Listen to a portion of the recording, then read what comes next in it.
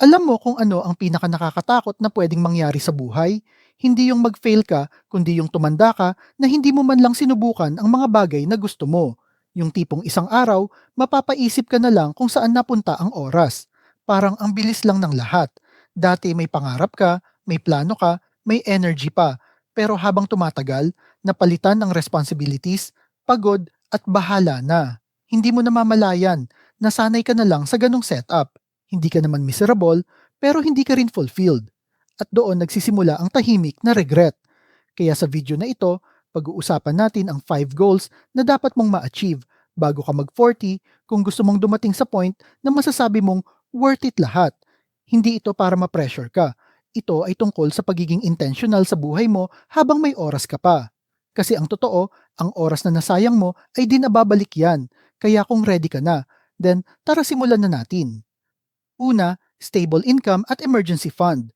Unahin natin ang pinaka-basic pero pinaka-ignored ng marami, ang financial stability. Hindi mo kailangang maging milyonaryo agad bago mag-40. Pero kung hanggang ngayon, hindi mo pa rin kontrolado ang pera mo, kailangan mo ng umaksyon. Maraming Pilipino ang masipag, pero ang problema, walang sistema sa paghawak ng pera. Kumikita sila, pero hindi nila alam kung saan napupunta ang pera nila. Minsan may natitira, minsan wala, at kadalasan, umaasa na lang na sana walang mangyaring emergency. Pero sa totoong buhay, hindi ganun gumagana ang reality. May mga pagkakataon talaga na biglang may gastos like ospital, family emergency o pagkawala ng trabaho. At kapag wala kang ipon, mapipilitan kang mangutang o mag-adjust ng sobra. Kaya mahalaga ang stable income, yung tipong kahit may konting problema, may pumapasok pa rin na pera. Pero higit sa lahat, kailangan mong mag-build ng emergency fund. Ito yung ipon na hindi mo gagalawin hanggat hindi talaga kailangan. Hindi ito para sa luho, hindi ito para sa travel, ito ang safety net mo. At once na meron ka nito, mararamdaman mo ang malaking difference sa mindset mo. Hindi ka na laging stress o anxious. Hindi ka na madaling mataranta. Kasi alam mong kahit may mangyari, handa ka. At yan ang tunay na value ng financial stability, ang peace of mind. Pangalawa ay investment o passive income. Ngayon, kahit may stable income ka na, hindi pa rin sapat yan kasi kung gusto mong umangat talaga at kung sweldo lang ang source of income mo, limitado pa rin ang growth mo. Bakit? Kasi ang kita mo nakadepende pa rin sa oras na maibibigay mo kapalit ng pera. Hindi ka pwedeng magtrabaho ng 24 hours a day dahil mapapagod ka din. Kaya kailangan mong matutunan ang next level at ito ay kung paano palaguin ang pera mo. Dito papasok ang investment at passive income. Hindi ito para lang sa mayayaman o sa expert sa pera. Sa totoo lang, mas kailangan ito ng mga ordinaryong Pilipino na gustong makaangat sa buhay. Hindi mo kailangang magsimula ng malaki agad. Pwedeng maliit na negosyo, online selling, digital products, freelancing, o kahit simpleng pag-invest sa stocks o funds. Ang mahalaga, naiintindihan mo na hindi sapat ang magtrabaho lang. Kailangan mong gumawa ng system na kikita kahit hindi ka present. Sa simula, medyo mahirap at nakakalito pero normal lang yan. At habang natututo ka, mas nagiging malinaw ang process para sa iyo. At darating ang point na kahit natutulog ka o nagpapahinga, may pumapasok pa ring income. At doon mo mararamdaman ang tunay na leverage dahil hindi ka na lang nagtatrabaho para sa pera kundi may system ka na nagtatrabaho para sa iyo. Pangatlo ay malusog na katawan. Ito yung part na madalas sinasabi ng lahat pero hindi sinusunod ng karamihan. Kasi aminin natin, mas priority natin ang trabaho, pera at responsibilities kaysa sa sarili nating health.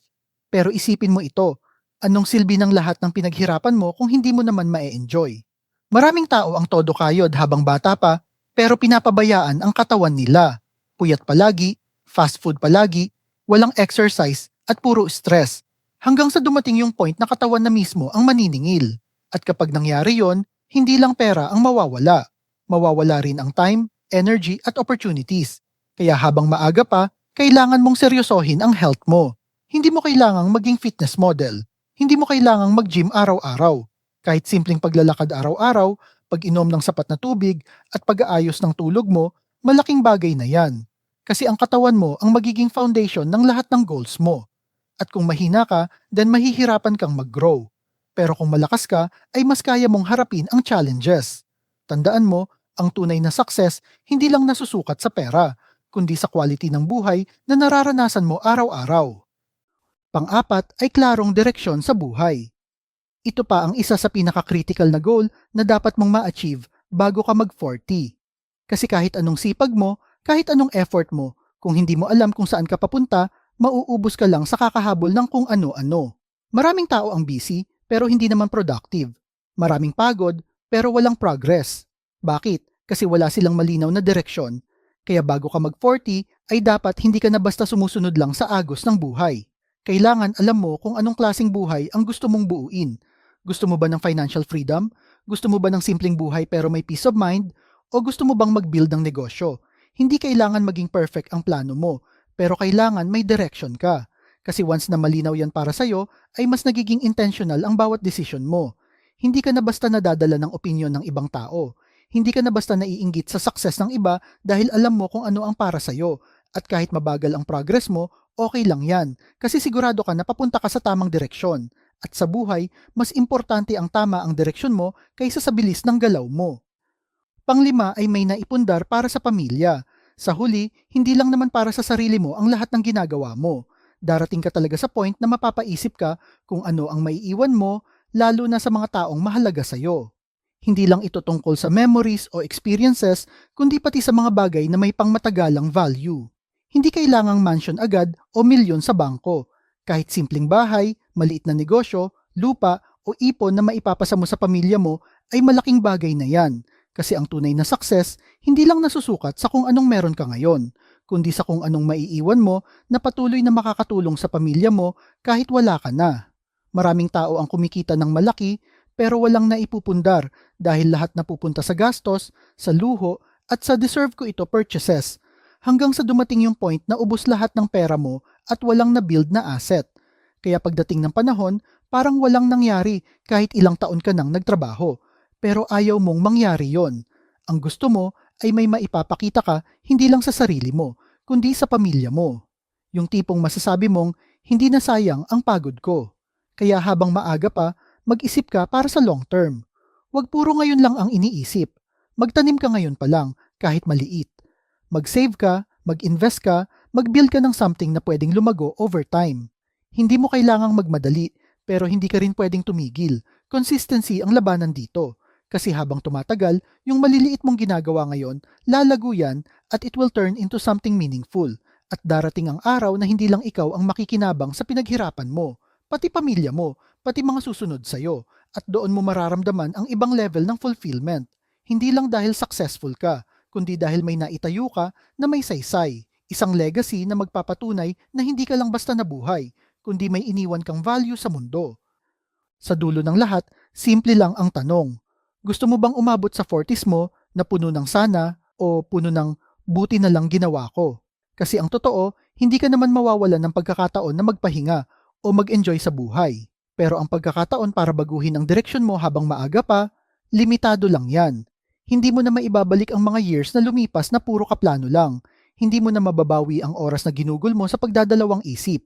At mas lalong hindi mo na mababago ang future mo kung hanggang ngayon hindi ka pa rin kumikilos. Hindi mo kailangang maging perfect. Hindi mo kailangang alam agad lahat ng gagawin mo. Hindi mo kailangang ma-achieve lahat ngayon. Pero kailangan mong magsimula. Kahit maliit lang. Kahit paunti-unti. Kasi ang malaking pagbabago, nagsisimula sa maliliit na desisyon na ginagawa mo araw-araw. Yung pag-iipon kahit konti. Yung pag-aaral kahit pagod ka. Yung pag-iwas sa mga bagay na alam mong hindi makakatulong sa future mo. Kasi ang future mo, hindi yan darating sa kakaisip lang. Hindi niyan ibibigay sa'yo ang swerte. Binubuo yan araw-araw, gamit ang disiplina mo, sa mindset mo, at sa actions mo kahit walang nakakakita. At kung hindi mo sisimulan ngayon, kailan pa? Hindi mo kontrolado kung gaano kahaba ang buhay mo. Pero kontrolado mo kung paano mo ito gagamitin. Kaya simulan mo na ngayon.